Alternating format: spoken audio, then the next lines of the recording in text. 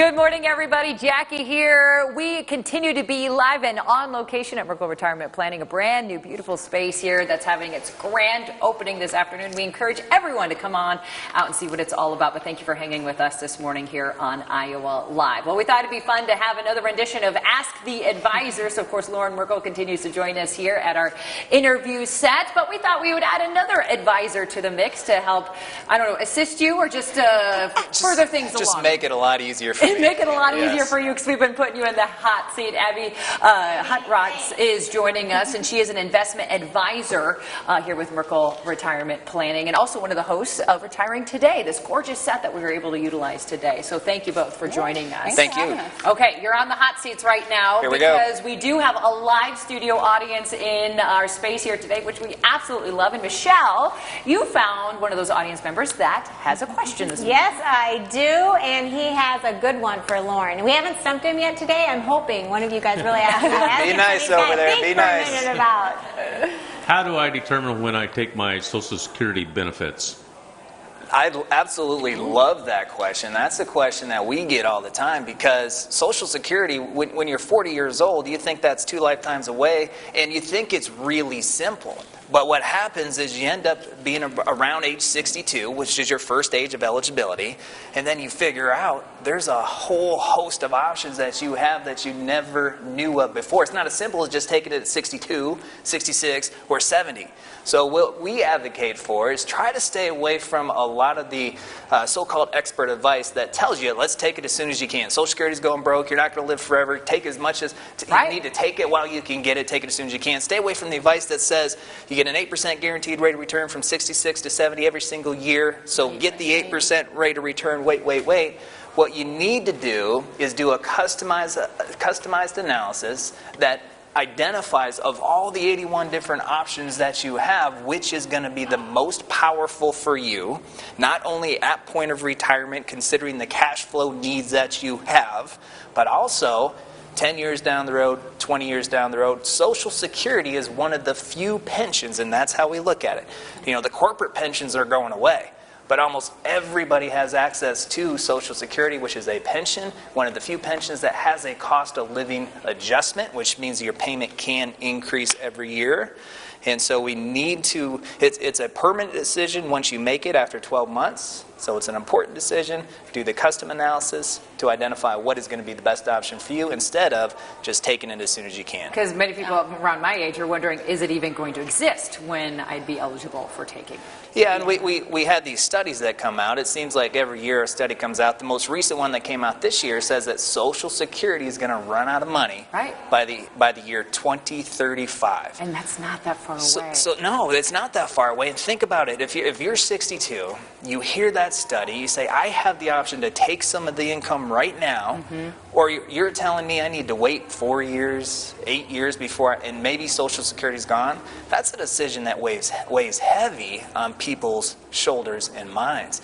But again, especially if you're pre-retirement and retirement age, we feel that the Social Security benefits are going to be there substantially as promised, and it's more important to do the analysis to make sure you're making the best decision as opposed to just rushing to a decision based on water cooler talk. Okay, and that's a huge hot topic, so great question. Thank you so much. We have another question from our audience. Michelle, what do we have next? That's right.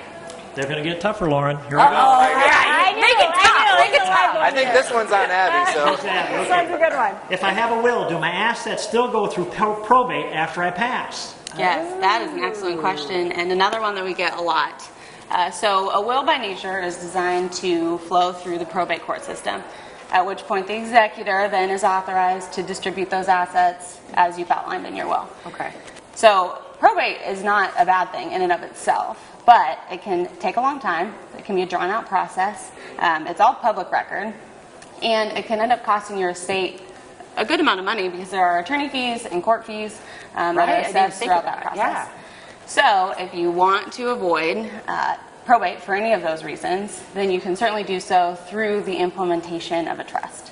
Okay, so there are options out there so that your money goes where you want it. There's a lot of options, and the will typically costs money because you typically hire an attorney to do that. A trust typically costs money. You can have to hire an attorney to write the trust. One of the options, if you want to bypass probate, but you don't want to incorporate the cost of the trust, then you can just simply title your accounts in a way that it bypasses probate, goes direct to your loved ones and your charities, and it bypasses the will process. You don't need a trust. One of the most efficient ways to transfer whatever's left to the loved ones and charities that can also bypass probate and be private. Yeah, personalizing that plan. I Yes. love that. A great question. All right, I know we have a third one. You guys aren't off the hot seat just yet. Michelle, what is our third I question? think we have time for one more, sir. How do I know if I should invest in an IRA or a Roth IRA? Oh, thank good you. one. I thank you for asking this. Yes, what is the answer? This is one of the questions of 2019. The tax law changed last year, pretty substantial change, and it's really opening the door to this kind of conversation. First of all, there are income requirements to contribute to either. You have to make at least some earned income to make any contributions to an IRA, pre-tax or tax deductible, or a Roth IRA.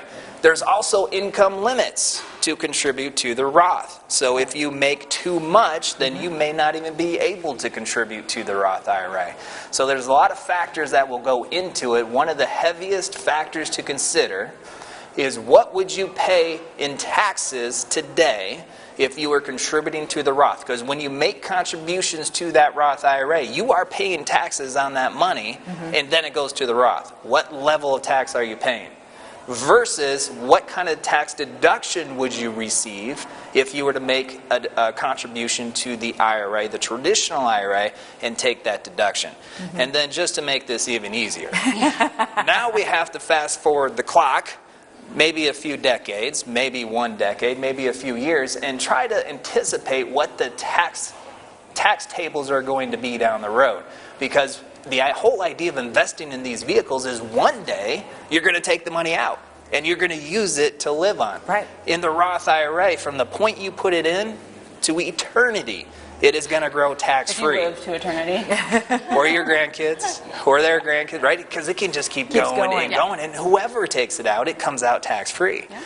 The IRA that you contribute to and deduct grows tax-deferred, not tax-free. When you take it out, you will pay taxes on it. So crystal ball me this, when you take the money out 10 years from now, what tax bracket are we going to be in? Okay. That is a part of the equation that needs to be considered. So I don't know if that helps you in answering that question, except for there needs to be an analysis done. That is the theme of the show, Yeah, is it not? I think it's absolutely the analysis. It's that personal attention and that personalization you're going to give someone so they have the perfect plan going into their retirement. Again, you can watch Abby and Lauren with Retiring Today. You can reach out to them, ask them a question, text or email them, or more importantly, stop by this brand new, beautiful space up in Grimes. They have an open house starting at 4 o'clock this afternoon up here in Grimes. Merkle Retirement Planning, that's where we're going to continue to be live this morning. If they want to find you online, how can they do so, Lauren? MerkleRetirementPlanning.com, or you can call us 515-278-4110. Thank you. All right, you're off the hot seat for now.